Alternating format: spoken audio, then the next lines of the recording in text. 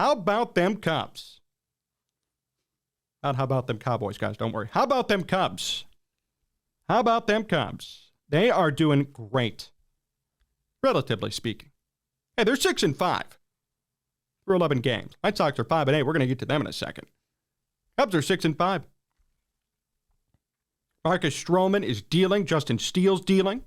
Michael Fulmer's doing great at closer, which we all kind of assumed. Albert Azalea doing a good job of the bullpen. Boxberger, Mark Leiter Jr. And how about hitting? How about Nico Horner hitting .347? How about Dansby Swanson, who just got paid money, who I said maybe won't be too good, but he's turned in a .400 batting average. And Ian Happ just got extended, hitting .282. I am liking this team. I am thoroughly impressed with what they bring to the table, because what they bring are no expectations, and what they end up doing is way higher than that. I love this team. I like this team more than the 2016 World Series team. There's no cockiness. There's no entitlement like Chris Bryant or Anthony Rizzo felt. There's just hardcore baseball. It's hardcore play. It's I'm going to give it my all every day, 100%. I have no ego. I have no pride. I'm playing my best. And it's turning into results for this team. I love it. By the way, FYI, Chris Bryant, no home runs already through 15 games in Colorado. What a nice deal that the Cubs did not give him. And for those of you who advocated for it, you're not looking too good right now. I love this team. Cody Bellinger is not hitting too well, but we kind of expected that. Trey Mancini, also a 56 OPS plus. Yikes. And Eric Hosmer's at 87. It's funny how all these smaller signings, but hyped up signings aren't working out, and we kind of all expected those guys to not work out. Cody Bellinger is a huge waste of money. The last time we talked about the Cubs on this show, he was 0 for 7 to start his season. Actually, I take that back, 0 for 11. Hosmer was 0 for 7. And it turns out they really haven't done much since. Those two signings sucked. Now, the good thing is Hosmer didn't cost any money. San Diego's still paying his salary. But the Bellinger signing of $18 million, still don't get it. I'm waiting for him to show me something. I'm waiting for him to show everybody, hey, this is why I'm here. This is why I got paid. This is why I'm still a good quality Major League Baseball player. But we haven't seen that in years from him. And we're still not seeing it now. Gordon Whitmire came out a few weeks ago, and I'm going to tell this quote to everybody because it was so good. He said, well, if he couldn't figure it out before, how is he going to figure it out now? What's going to be different here? The answer, nothing.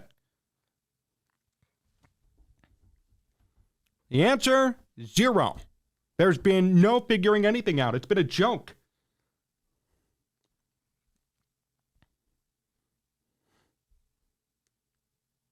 The Cubs are being carried offensively.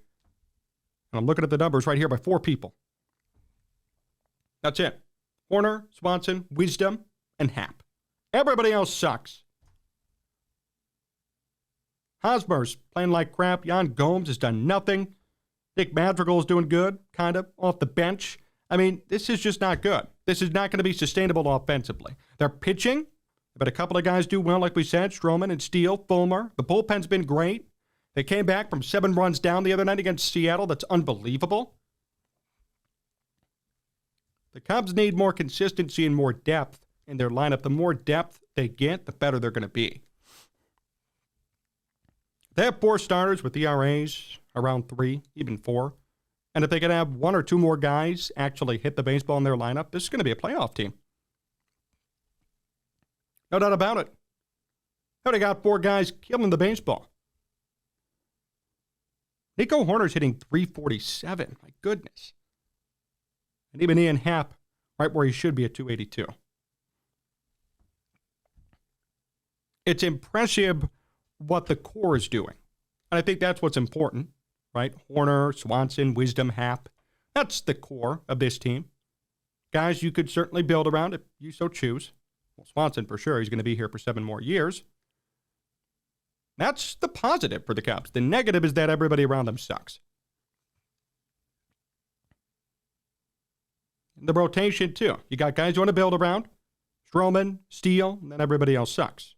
Tyone, who the Cubs paid 3 years and $36 million, is a 7 ERA. But all these youngsters in the bullpen are doing great. Alzolay and Mark Leiter Jr.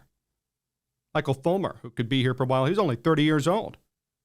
Feels like he's been playing for 10 years, which he might have been, but he's only 30. So there are a lot of good things, and I don't mean to bash the Cubs because when we get to the White Sox, it's going to be really bad. There are some good things that we're seeing, actually more good than bad. Unfortunately for them, the bad sticks out like a sore thumb.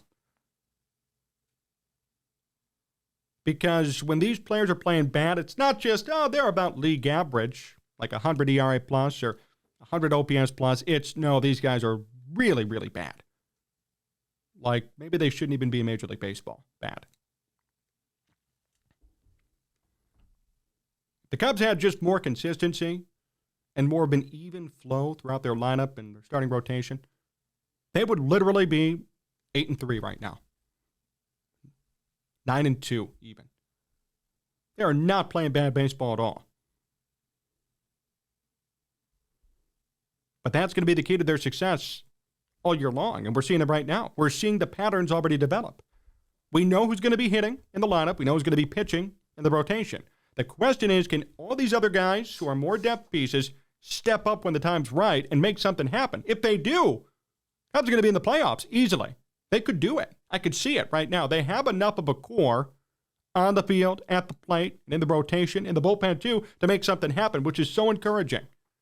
But and these ancillary pieces around them pick up the slack, stop holding down the team, and at least play average baseball to push this team up to the top?